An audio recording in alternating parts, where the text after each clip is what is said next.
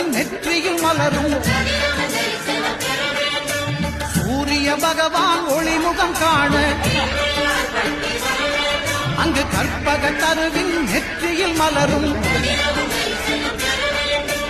இருளை விலக்கி உலகை எழுப்பும் ஞாயிறு அங்கே குடியிருப்பான் அவன் ஆனை முகத்தனின் அடியவன் மனத்தில் ஒளியாய் வந்து கொண்டிருப்பான்